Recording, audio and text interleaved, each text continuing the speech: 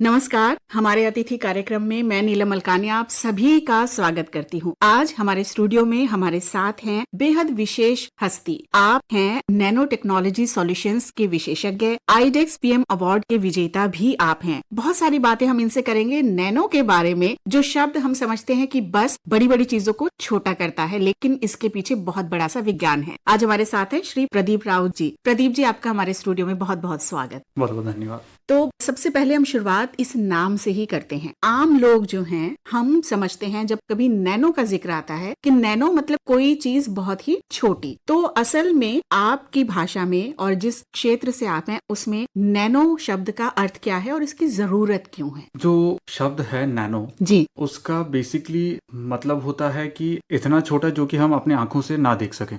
और इसका अगर मैं इम्पोर्टेंस बताऊं, जी, जो भी हम आजकल की फील्ड में चीजें यूज करते हैं तो वो आज के टाइम में इतना इम्पोर्टेंट हो गया है कि हम चाहे खाना जो हम खाना खाते हैं वो देखें, वहां से लेके जो हम मोबाइल फोन यूज करते हैं, हर जगह नैनो एक ऐसा उससे इन्फ्लुएंस्ड, मतलब उससे प्रभावित जो भी मटेरियल है, या तो वो कहीं ना कहीं हमारे लाइफ का हिस्सा है या फिर कहीं ना कहीं हमारे चारों तरफ ये साइंस का एक हिस्सा है जो कि हमें इन्फ्लुएंस करता है। जी। अगर हम अपने आम जीवन की बात करें प्रदीप जी, आसपास देखें तो ऐसी क्या चीजें हैं जो नैनो टेक्नोलॉजी से जुड़ी हुई है लेकिन जिसके बारे में हम बहुत ज्यादा जानते नहीं हैं? हम बिल्कुल छोटी चीजों से चालू करें जी, जैसे कि जो हम दवाइयाँ खाते हैं वहां से लेके जो हम क्रीम कॉस्मेटिक्स लगाते हैं उधर तक, यहाँ तक कि आजकल आप देखेंगे कि कितने सारे हम मोबाइल फोन्स लेते हैं। एक जमाना था जब हमारा मोबाइल फोन आधे किलो का होता था। जी, आज के टाइम पे मतलब मुश्किल से 100 ग्राम का मोबाइल है। तो मोबाइल के अंदर जो बैटरीज लगती हैं, वहां से लेके जो हम हाई एंड कॉस्मेटिक्स यूज करते हैं, उधर से लेके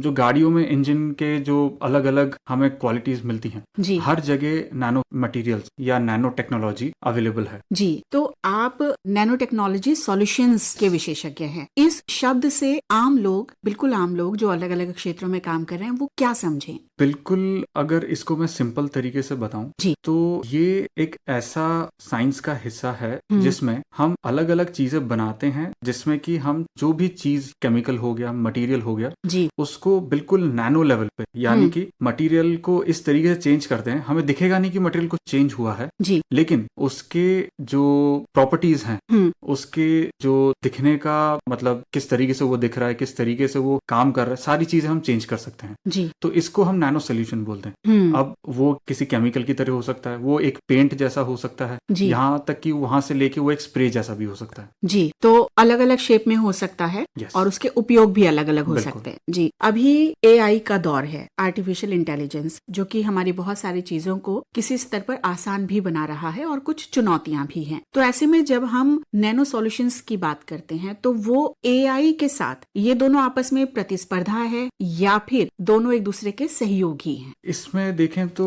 100% एक दूसरे के सहयोगी हैं जी, क्योंकि आज के टाइम पे जिस लेवल पे एआई यानी आर्टिफिशियल इंटेलिजेंस काम कर रहा है, जी, उसको पॉसिबल करने के लिए जो हमें कंप्यूटर्स या फिर जो भी हमें सेमीकंडक्टर या बाकी टेक्नोलॉजी चाहिए, जी, वो टेक्नोलॉजी बिना नैनो मटेरियल्स के, बिना नैनो टेक्नोलॉजी के अभी तक संभव नहीं था। इसलिए आप देखेंगे कि पिछले 10 साल 20 साल के अंदर जिस रेट से नैनो टेक्नोलॉजी बढ़ी है, उसी रेट से एआई टेक्नोलॉजी में भी एडवांसमेंट यानी और ज्यादा वृद्धि आई है। जी, और कोल्ड चेन जो होती है उसमें नैनो टेक्नोलॉजी का बहुत इस्तेमाल होता है और कोल्ड चेन से हम सब जुड़े हुए हैं, लेकिन शायद उसके बारे में ज्यादा सोचते नहीं है। मैं चाहूंगी कि इस बारे में आप थोड़ा बताएं। कोल्ड चेन अगर इसको हम बिल्कुल ही साधारण भाषा में देखें जी, तो एक ऐसा हिस्सा है हमारी लाइफ का जो हमारे चारों तरफ है, बट हम उसको नजरअंदाज यानी एक तरह से मतलब कॉमन मान के चलते हैं। अब हमारे हर किसी के घर में ज्यादातर फ्रिज रहता है, जी। उसके अलावा दुकानों में भी हम देखते हैं चीजें ठंडी रखी जाती हैं, दवाइयाँ ठंडी रखी जाती हैं, और वहां से लेके खाने पीने की चीजें भी काफी ठंडी रखी जाती हैं। तो ये सारा का सारा जो हिस्सा है उसको हम कोल्ड चेन बोलते हैं। यानी कि कोई भी खाने पीने की चीज हो गई, दवाई हो गई, या फिर कोई भी अलग पदार्थ जिसको ठंडा या गर्म रखना चाहिए ताकि वो उपयोग लायक हो, तो उसको हम कोल्ड चेन बोलते हैं। ये चीज काफी ज्यादा इम्पोर्टेंट आज के टाइम पे इसलिए है क्योंकि कोविड के टाइम पे हमने देखा था कि किस तरीके से वैक्सीन हमें रिक्वायर्ड हुई। अब उसमें अगर हम देखें, काफी जगह, काफी कंट्रीज में दिक्कत ये आई थी कि लोगों को टाइम से वैक्सीन नहीं मिल पाए क्योंकि कोल्ड चेन नहीं था। वैक्सीन अगर सही टेम्परेचर पे नहीं एडमिनिस्टर की जाएंगी तो फिर उनका कोई यूज नहीं है। उसी तरीके से बच्चों के लिए जो पोलियो की वैक्सीन होती हैं, वहां से लेके प्रेग्नेंट लेडीज के लिए जो दवाइयाँ होती हैं, हर चीज में कोल्ड चेन का बहुत ज्यादा इंपॉर्टेंस है। इंसुलिन के इंजेक्शन वगैरह भी इसी में आते हैं क्या? बिल्कुल जी। तो कोल्ड चेन जो है वो इस तरह की जरूरी चीजों को ठंडा रखने में सहयोगी है। लेकिन क्या इसका उल्टा भी है? क्या कुछ चीजों को हम नैनो टेक्नोलॉजी के माध्यम से गर्म भी रख सकते हैं या खराब होने से बचा सकते हैं? ऐसा भी है क्या? बिल्कुल, ये हम बिल्कुल कर सकते हैं। इनफैक्ट जो आपने पॉइंट बताया था कि गर्म करना, अब हम अपना एक छोटा एक्सपीरियंस शेयर करें तो रिसेंटली जो PM IDEX अवार्ड हमें मिला था, उसके अंतर्गत हम अभी काम कर रहे हैं जिससे कि जितने भी हाई ऑल्टीट्यूड एरिया है, यानी कि लद्दाख से लेके नॉर्थ ईस्ट के जो इंडिया के बॉर्डर एरियाज हैं, जहाँ पे सर्दियों में टेम्परेचर आपका किसी किसी इलाकों में -30 यहाँ तक कि -50 तक पहुंच जाता है, तो वहां पे सबसे ज्यादा दो बड़ी दिक्कतें आती हैं। पहला कि खाने पीने की जो भी चीजें हैं, जब वो उस लोकेशन में पहुंचती हैं, दिल्ली, चंडीगढ़ या बाकी जगहों से, तो वो बिल्कुल जम जाती हैं। जी। तो उससे होता क्या है कि एक बार खाने पीने की चीजें जब जम गई तो उससे हमें कुछ लाभ नहीं मिलता है खाने से। दूसरा, जब इतना कम टेम्परेचर हो जाता है तो वहां पे रहने में बहुत दिक्कत आती है। तो इसी सब को सॉल्व करने के लिए हमने टेक्नोलॉजी बनाई है, नैनो टेक्नोलॉजी की, जिससे बिना किसी तरीके के ईंधन को यूज किए हुए, ना ही कोयला ना ही केरोसिन को यूज किए हुए, जब बाहर इतनी ज्यादा जमाने वाली ठंड है तब भी चीजों को बराबर टेम्परेचर में रखा जा सकता है। किसी को +5 डिग्री वो टेम्परेचर चाहिए तो भी हम रख सकते हैं, और किसी घर के अंदर रहने के लिए किसी को +20 डिग्री, यानी कि एक ऐसा टेम्परेचर जो कि कंफर्टेबल हो किसी के लिए, वो भी हम रख सकते हैं बिना किसी ईंधन को यूज किए हुए या ही बिना किसी दूसरी चीज के ऊपर डिपेंड करते हुए। जी, यानी जो काम ईंधन से होता है या बिजली से होता है वो नैनो सॉल्यूशन से हो सकता है। बिल्कुल हो सकता है। जी। प्रदीप जी, अक्सर हम ये सोचते हैं कि जब भी हम किसी चीज को छोटा कर रहे हैं आकार में, तो कुछ चीजों की हम उसमें कटौती करेंगे। ऐसे में कई बार उसकी जो क्वालिटी होती है उसमें भी कमी आ जाती है, या फिर हमें कहीं ना कहीं कुछ कॉम्प्रोमाइज करना होता है किसी चीज में। लेकिन नैनो की जब हम बात करते हैं, नैनो पार्टिकल्स की बात करते हैं, तो जितना छोटा उतना बेहतर। ये कैसे संभव होता है, हम ये जानना चाहेंगे। इसको अगर साधारण भाषा में बताएं जी, तो बेसिकली नैनो टेक्नोलॉजी में हम एक कण के ऊपर इस तरीके से काम करते हैं कि अब हमें पता है कि कोई भी मटेरियल या फिर किसी भी चीज को हम देखें तो वो एटम्स से बना होता है। जी। तो हम अगर नैनो टेक्नोलॉजी के अलावा नॉर्मल अगर किसी चीज के बारे में बात करें तो हम उससे देख के छू के बता सकते हैं कि ये ऐसा दिख रहा है और ये इस तरीके से इस्तेमाल में आएगा। वहीं पे नैनो लेवल पे, यानी नैनो टेक्नोलॉजी में हम क्या करते हैं कि एटम के लेवल पे या फिर मॉलिक्यूल के लेवल पे चीजों को चेंज कर सकते हैं। तो उससे क्या होता है कि हमें पता है कि अगर एक इतना छोटा हिस्सा इस तरीके से रिएक्ट कर रहा है या काम कर रहा है या फिर इस तरीके से बिहेव कर रहा है, तो उससे क्या होता है कि जब उस चीज को बड़े लेवल पे हम फिर देखते हैं जूम आउट करके, तो उससे हमें ये एश्योरिटी रहती है कि इसमें प्योरिटी, एक चीज की जो बिहेवियर चाहिए हमें, वो काफी अच्छी मिलेगी। जी, और बहुत मेहनत इसके पीछे लगती होगी। बहुत ज्यादा। अच्छा, इस कार्यक्रम को सुनकर अगर किसी छात्र के मन में ये आए कि उसे नैनो टेक्नोलॉजी क्षेत्र में जाना है, उसे पढ़ाई करनी है इस क्षेत्र में, तो उसे क्या करना पड़ेगा? देखिए, नैनो टेक्नोलॉजी आज के टाइम पे जिस तरीके से ग्रो कर रहा है वो एक तरह से हर फील्ड में कहीं ना कहीं है। जी। हम सिविल इंजीनियरिंग, मतलब हम इंजीनियरिंग देखें, वहां से लेके साइंस, मेडिसिन, सब जगह नैनो साइंस का कहीं ना कहीं पे प्रेजेंस है। जी। तो जो लोग इसमें स्पेशलाइजेशन या फिर इसमें कुछ मास्टर करना चाहते हैं तो उनके लिए काफी सारे फील्ड्स अभी नए ओपन हो रहे हैं। इनफैक्ट इंडिया में कई सारे ऐसे इंस्टीट्यूट्स हैं जो इसमें डेडिकेटेड कोर्सेज भी ला रहे हैं। सबसे मेजर इंपॉर्टेंट इसमें एक हिस्सा रहता है केमिस्ट्री और केमिकल साइंस का, और साथ में फिजिक्स। तो ये दो बेसिक चीजें हैं जो किसी भी छात्र को या फिर किसी भी बच्चे को जो इसमें रुचि रखता है उसको उसको मैं कहूंगा कि एक तरीके का प्रोफिशिएंसी लाने में काफी हेल्प करेगा। उसके अलावा काफी सारे ऑनलाइन कोर्सेज हैं जी, जिसमें कि बच्चों को ये इंटरेस्ट अपना पता चल सकता है कि नैनो टेक्नोलॉजी में उन्हें कौन सी चीज है जो कि उन्हें सबसे ज्यादा एक तरह से क्यूरियोसिटी ला रही है उनकी जी। तो आज के टाइम पे जिस हिसाब से इंटरनेट पे चीजें अवेलेबल हैं, काफी सारी चीजें बच्चों को समझ में आ सकती हैं वहाँ से। जी, और आप लोग जब किसी प्रोजेक्ट पर काम करते हैं तो ये इंडिविजुअल एफर्ट होता है या आप एक बहुत बड़ी टीम होते हैं और अलग अलग हिस्सों में आप रिसर्च करते हैं? हम जो भी काम करते हैं उसमें हमेशा एक टीम एफर्ट रहता है जी। तो अगर कोई भी प्रोजेक्ट है तो उसको काफी सारे छोटे छोटे हिस्सों में बांट दिया जाता है जी। और हर एक हिस्सा एक दूसरे पे डिपेंड या इंटरकनेक्टेड रहता है। इसमें हमारी टीम में प्रोफेसर्स भी हैं, रिसर्चर्स भी हैं, साथ में इंजीनियर्स भी हैं। तो हर किसी का अपना एक रोल है पूरे प्रोजेक्ट में। जी। तो हम प्रोजेक्ट को इस तरीके से प्लान करते हैं कि हर कोई अपना इनपुट और एफर्ट जो इस प्रोजेक्ट में डाल रहा है जी। वो एक इंडिविजुअल के एफर्ट से काफी ज्यादा हो।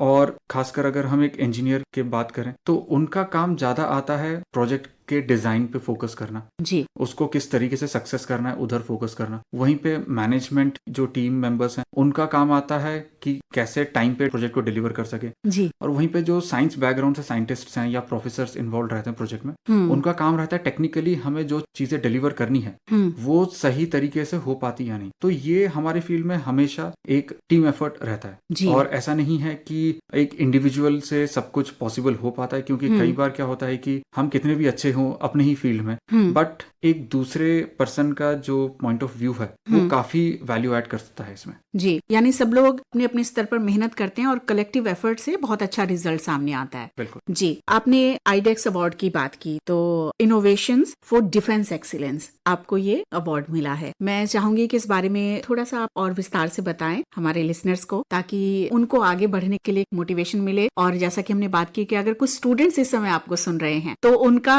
एक कोई सपना आज से ही पक्का हो जाए, तो क्या है ये अवार्ड और आपको किस क्षेत्र में मिला? आईडेक्स जो अवार्ड है वो बेसिकली डिफेंस के जितने भी जरूरतें होती हैं सो बेसिकली क्या है कि अभी तक काफी सारी चीजें इंडिया में डिफेंस को चाहिए, हमारे जवानों को भी चाहिए, वेपन्स से लेके उनके खाने पीने की चीजों से लेके अलग अलग जगहों पे। तो डिफेंस ऑर्गेनाइजेशंस ने अपने जो भी रिक्वायरमेंट हैं उनको चैलेंज की तरीके से देना चालू किया है और उसको आईडेक्स प्लेटफॉर्म बनाया है जी। अब वहाँ पे जितने भी प्रॉब्लम्स आते हैं, चैलेंजेस आते हैं, नेवी से लेके एयरफोर्स से लेके आर्मी में सब एक जगह दिया जाता है और ये ओपन पब्लिक को दिया जाता है ताकि वो इसके सोल्यूशंस अपने हिसाब से एक क्रिएटिविटी लाके प्रोवाइड करें। तो हमने बेसिकली जिस सोल्यूशन पे वर्कआउट किया था, हमें जो चैलेंज मिला था वो ये था कि इंडिया के जो फॉरवर्ड पोस्ट हैं वहाँ पे जवानों को जो खाने पीने की चीजें हैं वो सही तरीके से अवेलेबल नहीं हो पा रही थी क्योंकि चीजें जम जाती हैं जब तक वहाँ पहुँचती हैं। तो हमें चैलेंज ये मिला था कि किस तरीके से फ्रेश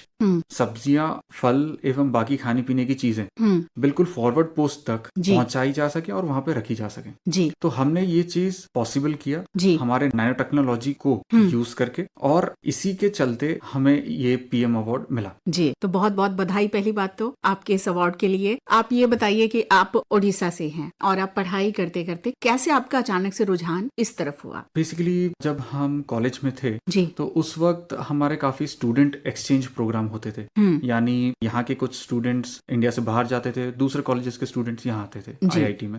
तो उस टाइम पे हम बाहर यूएस में गए थे, वहाँ पे हमने काफी लैब्स में काम किया, टीम्स के साथ काम किया और देखा कि किस तरीके से लैब की टेक्नोलॉजी को स्केल करके कमर्शियली यानी एक इंडस्ट्री में ले जाया जा सकता है ताकि उसका जो बेनिफिट है वो हर एक लोग तक पहुंचाई जा सके। तो जब मैं वापस इंडिया आया तो जब मेरा बीटेक खत्म हुआ उस टाइम पे मैंने देखा कि मेरे पास ऑप्शंस थे मास्टर्स करने के, जिसको हम बोलते हैं कि जॉब ऑफर्स है, वो भी थे। बट कहीं ना कहीं मेरे अंदर ये इंस्पिरेशन जरूर थी कि जो काम अभी तक पिछले 4 सालों में किया है क्योंकि वो हमें दिखता है कि किस तरीके से हम अपनी टेक्नोलॉजी को इंडिया में यूज कर सकते हैं बहुत सारी चीजों को सॉल्व करने के लिए। तो उसी चीज पे फोकस करते हुए, उसी चीज से इंस्पिरेशन लेते हुए मैंने इस टेक्नोलॉजी पे काम करने का सोचा। जी, हम उम्मीद करते हैं कि हमारे लिसनर्स जिसमें कि यंगस्टर्स बहुत ज्यादा हैं उन्हें बहुत फायदा मिलेगा आपके आपकी इन बातों को सुनकर। तो प्रदीप राउत जी, आप हमारे स्टूडियो में आए, नैनो टेक्नोलॉजी के विशेषज्ञ आप हैं, अवार्ड विनर हैं, आपने अपना एक्सपीरियंस हमारे साथ साझा किया, इसके लिए बहुत बहुत धन्यवाद और बहुत सारी शुभकामनाएं आपको। आगे भी आपको जिस भी तरह के चैलेंजेस मिले, हम ये कामना करते हैं कि वो सारे सॉल्यूशंस आप चैलेंजेस के बदले में दें सभी को। बहुत बहुत शुभकामनाएं, बहुत बहुत धन्यवाद। बहुत बहुत धन्यवाद।